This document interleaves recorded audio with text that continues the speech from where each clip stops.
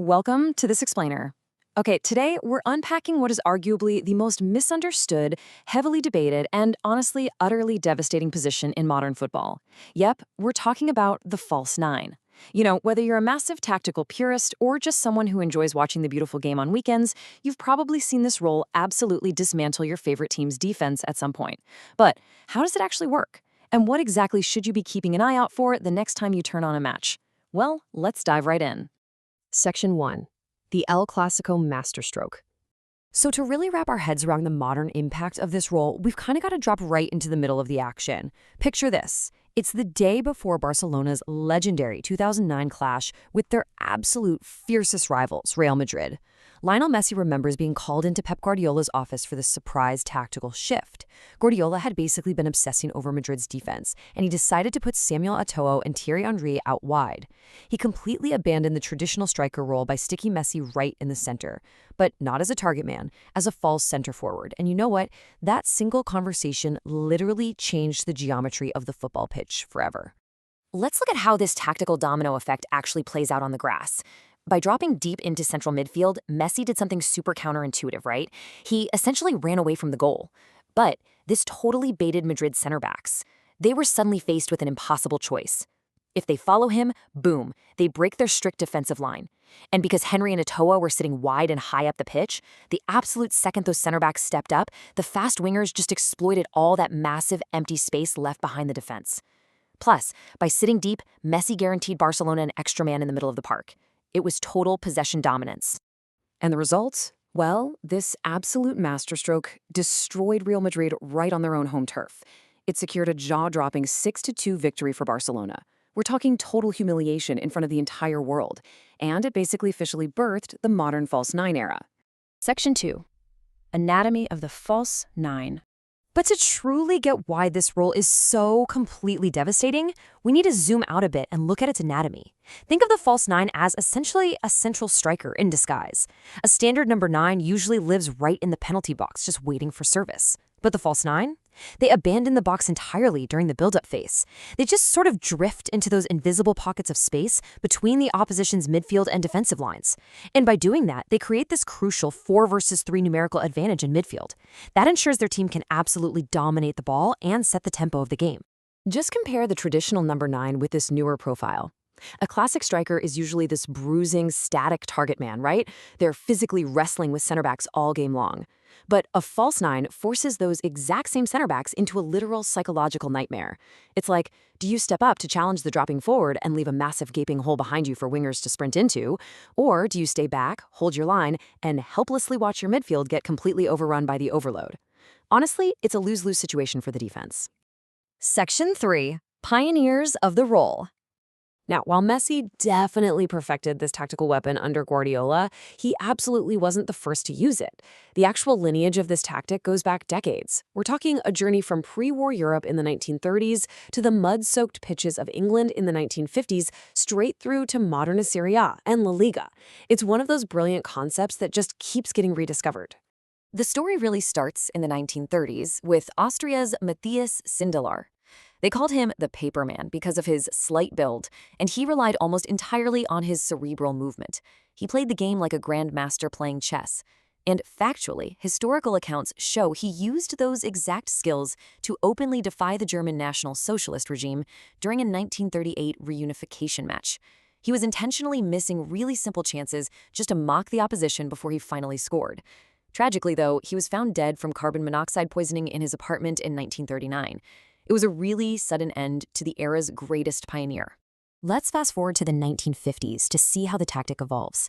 Decades later in England, Manchester City adopted something they called the Revy Plan.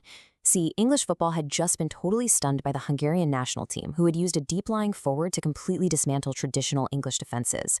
Taking direct inspiration from that, City used John Revy in that exact same mold to drag rigid center halves way out of position. And it worked wonders, propelling them to back-to-back FA Cup finals. After that, the tactic went kind of dormant, but it re-emerged in a massive way in the 2000s. Take Francesco Totti at Roma, for instance. Playing in Luciano Spalletti's wild, strikerless 4-6-0 formation, Totti operated as a playmaker forward. He blurred the lines so well that he actually finished as Serie A's top scorer in the 2006-2007 season. And shortly after that, the Spanish national team used Cesc Fabregas in a very similar way.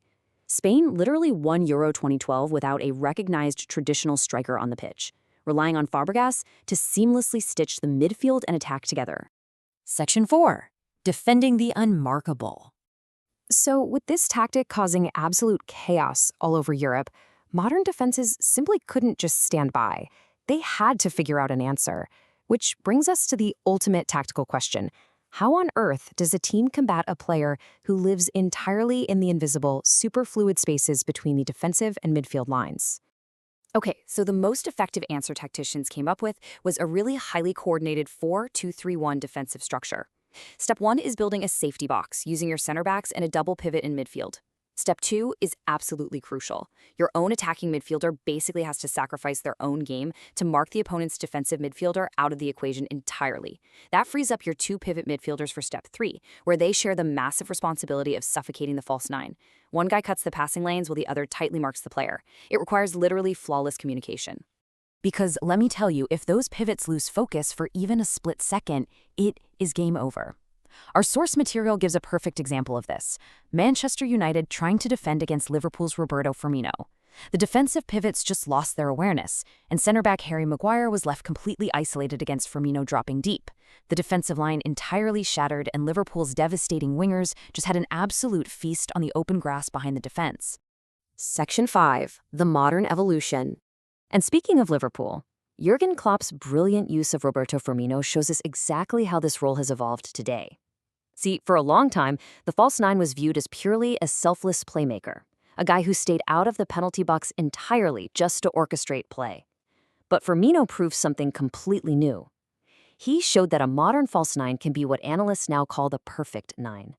He could link play with the relentless work rate of a midfielder, but crucially, he kept the clinical, predatory instincts needed to actually finish chances inside the box. The data from one of Firmino's standout campaigns proves this beautifully. Get this. Despite his worldwide reputation for deep, selfless link-up play, an incredible 16 goals came entirely from inside the penalty area. 7 of those were right inside the 6-yard box. 0 came from outside the box. So he proved you can drag center backs out of position all game long and still somehow arrive in the box at the exact right moment to finish like a classic fox in the box. Pretty incredible. Which brings us right up to the present day. Modern managers are constantly taking this blueprint and tweaking it. Over at Arsenal, Mikel Arteta uses Kai Havertz in this wild hybrid role, combining deep midfield link-up play with a really physical presence in the penalty box. And you look at players like Cody Gakpo and Phil Foden, who are deployed as these multifunctional creators, just completely blurring the lines of what traditional attacking roles even mean anymore. So next time you're watching a top-tier match, try watching the spaces, not just the ball. Because today, the false nine isn't just a gimmick for possession, it's a tool of ultimate tactical flexibility, deployed on the fly to seamlessly unlock those rigid, high-pressing systems dominating modern football. So as football continues its relentless, hyperspeed, tactical evolution, we're kind of left with a fascinating question to chew on. Will this elusive, shape-shifting role remain the ultimate chess move for elite managers? Or, as defensive systems inevitably adapt once again, is the bruising traditional striker poised for a massive comeback to just disrupt the overthinkers? Honestly, it's the beauty of the game, and exactly why we love analyzing it so much. Thanks for joining me on this explainer, and remember, keep your eyes on those invisible spaces on the pitch.